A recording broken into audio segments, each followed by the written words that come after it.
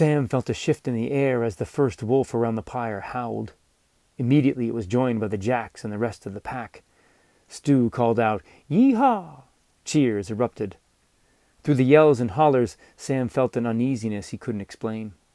He realized it was because the ground beneath their feet was trembling and rocking.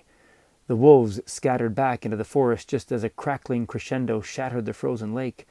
A sudden tempest propelled the pyre through the broken ice and thrust it into the middle of the water.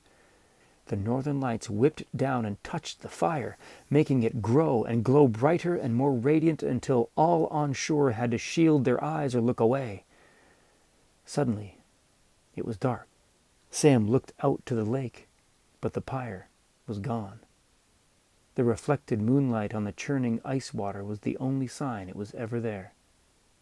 Stu would tell this story for years to come. Music and merriment filled the logging cabin that night.